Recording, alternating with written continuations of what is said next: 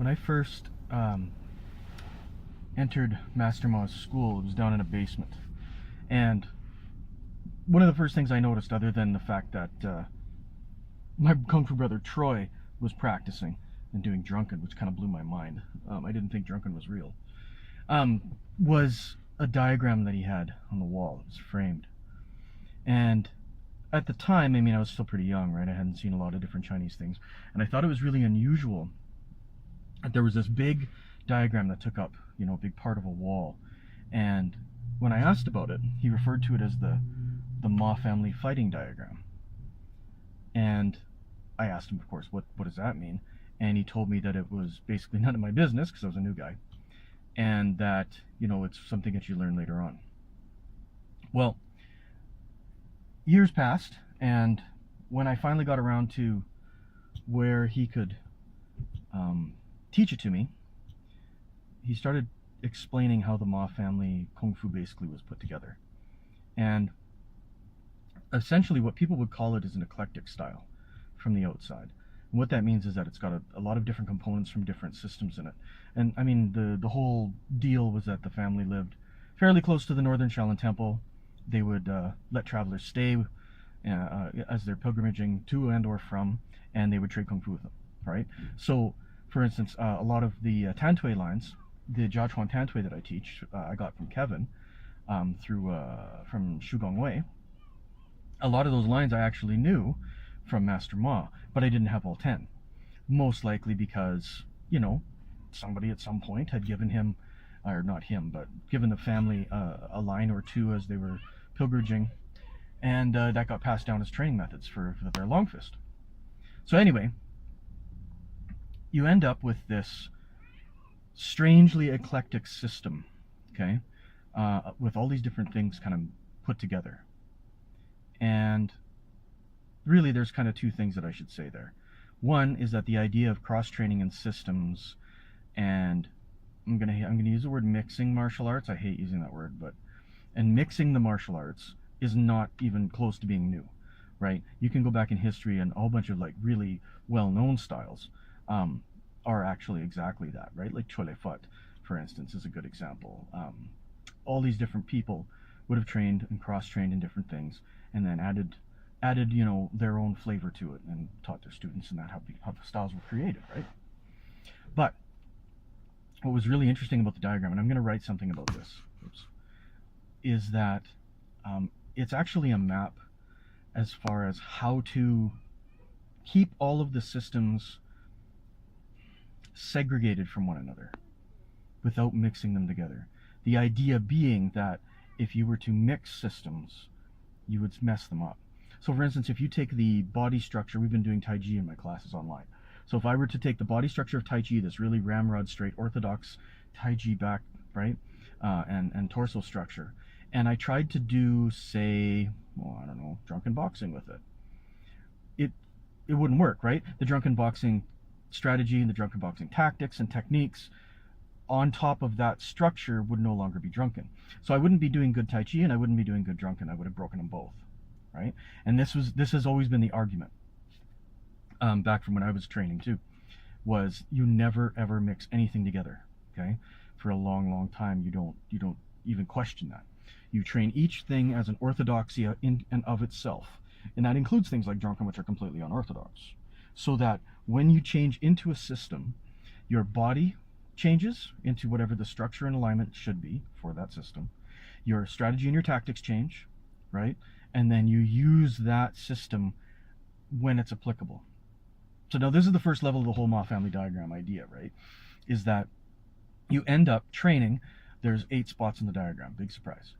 And you end up training, the way I was taught it after your kind of black sash, you end up training at least one system or style in each of the 8 spots. You have the entire circle. Now once you have the entire circle, then you should understand that the strategy and the tactics, the ranges, things like that are all different, right? So for instance, if you're doing, I'll pick a couple of really well-known things. So like Wing Chun. If you're doing Wing Chun's a very close range system, right? It's not built to fight on battlefields against soldiers with spears, for instance. So using Wing Chun in that kind of a situation wouldn't be very wise, right? Instead, you should be using something that is built for that particular situation. So if you take an opponent, and you have an opponent that is, say, extremely good at long range stuff, say like a Taekwondo guy, right? Really killer kickers, right? They'll kick your head clean off if they can. And you want to stay out of that range. You don't want to be in that kicking range with them, because that's just how you're going to get killed. So what do you end up doing, right? You either have to change into a close range system, or you have to take them down to the ground. This is typical MMA, right? Modern day stuff.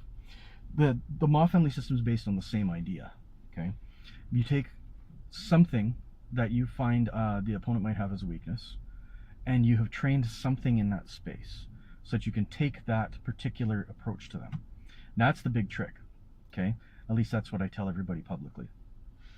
That's the big trick, right? So you end up training all the different ranges: long range, mid range, close range, and the ground, by doing different systems. You end up training different strategies, like being incredibly orthodox, like Tai Chi, or incredibly changeable, like Bagua, or unorthodox, like drunken boxing, or whatever, right? You train all of the different types of Chinese martial methods, right? So you've got your Ti, Da, Na, Shui. So that's kicking, kicking, hitting, Da, like punching, Na, seizing, right, which is all your joint locks and all that other kind of stuff. And then Shui, of course, is throwing, right? So now you have all of these different things that you are supposed to train until you are proficient in them. That's the word I like to use. Proficient doesn't mean you're a master of them. It means you can do it, okay? I mean, if you were to say level of proficiency in a martial style, what would that be? I'd say it's like black belt, right? A black belt in anything is proficient at the art. They're not masters, but they're okay, right? Like, they can do it. You know, if you see a karate black belt do karate, he's doing karate. It's that simple. He's not a beginner. So that's the idea behind each of the systems. Now, that's the public stuff. That's as far as my teacher would take anybody who wasn't a disciple. Now, there's a whole other level to that diagram, though. Now, I'm gonna write a thing and I'll post the diagram for you guys. But the diagram basically is a Bagua. Okay, so you've got the 8 different trigrams of the Bagua around the outside, and it's the pre-heaven variant of the Bagua. There's 2 different Baguas: pre-heaven and post-heaven.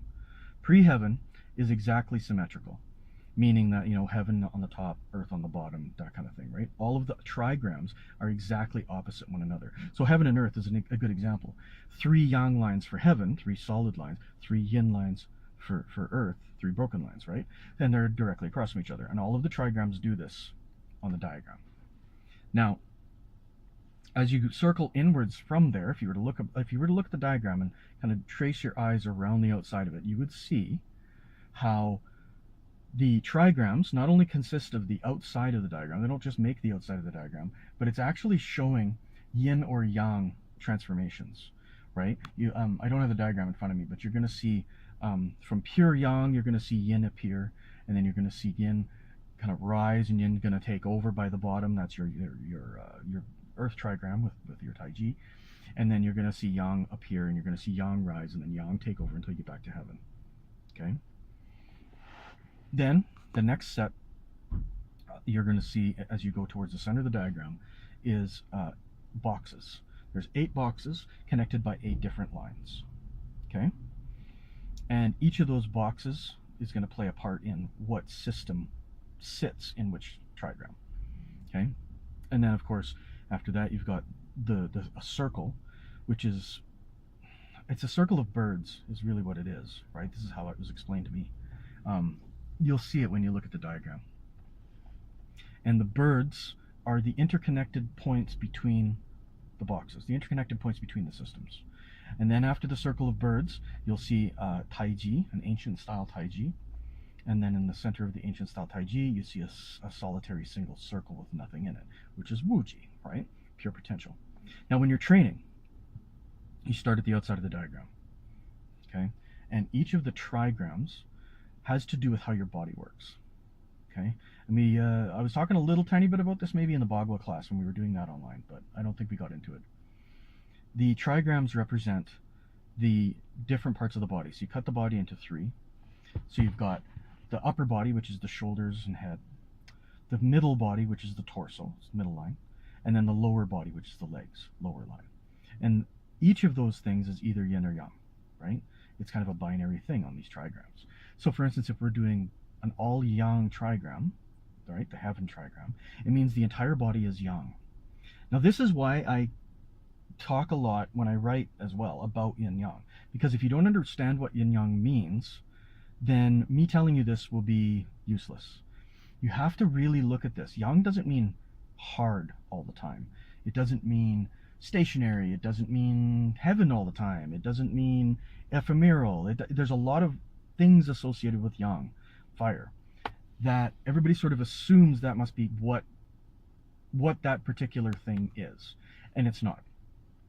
Yin yang is a continuum, right? And it's always a comparison between two things. So if I've got something that I say is yang, the upper body is yang.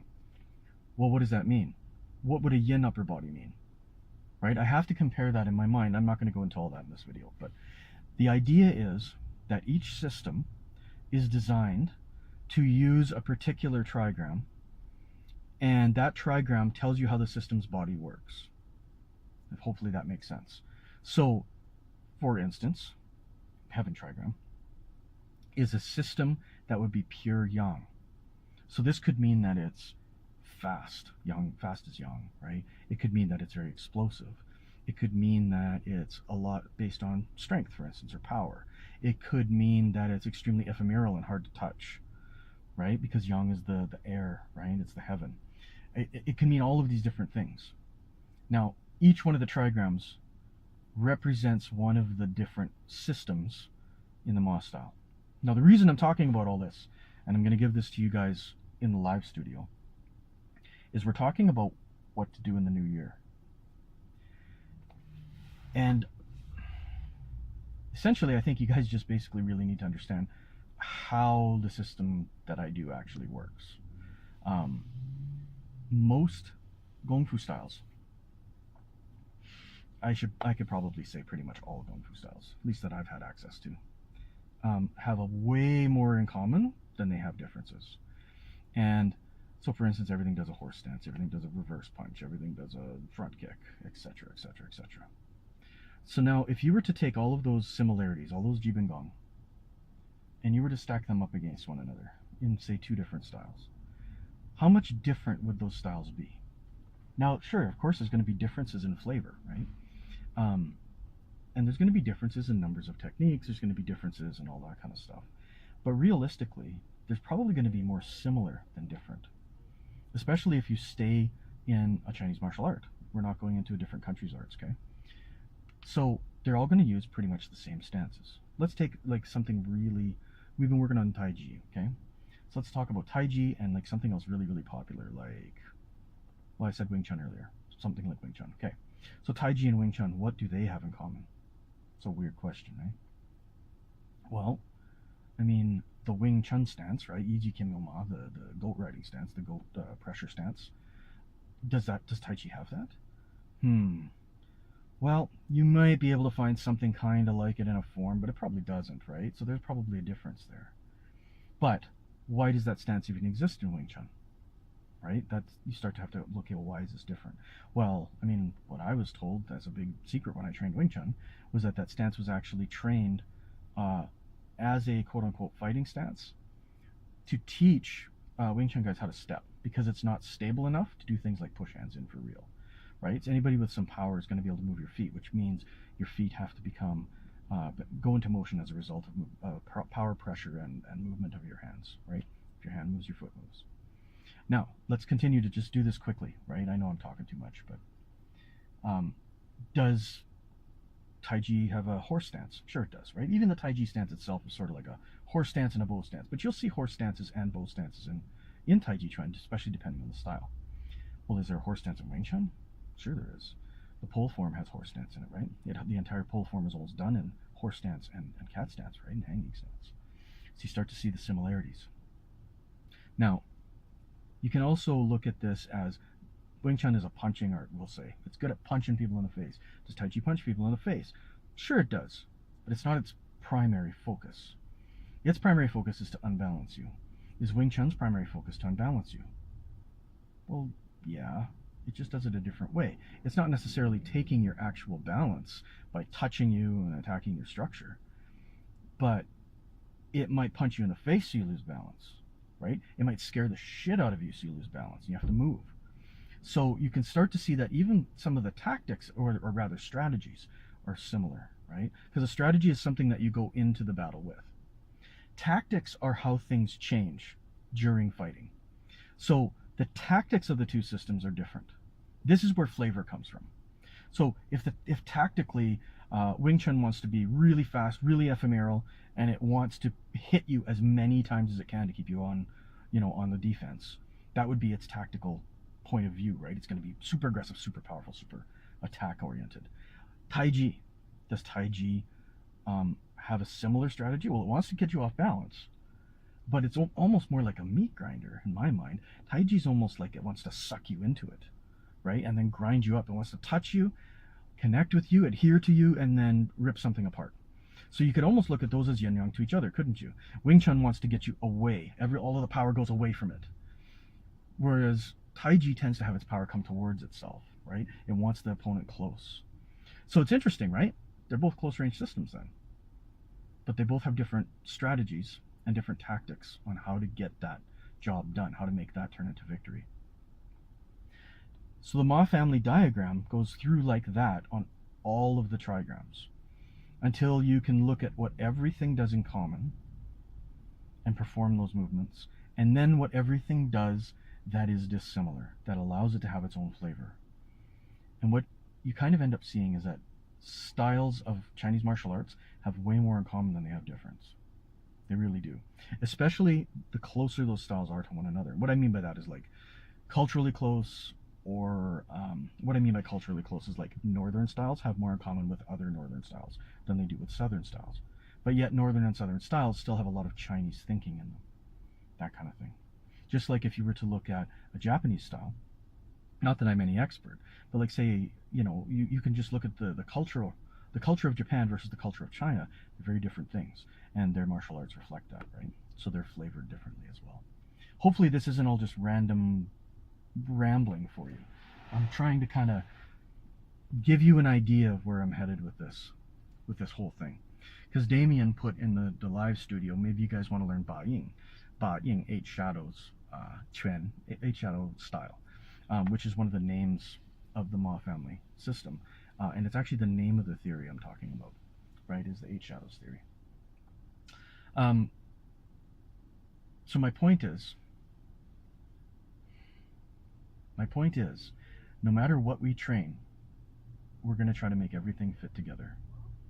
And that's why Renegade Tai Chi is Renegade. I'm not teaching you all of these different integral differences. I'm teaching you everything that's the same.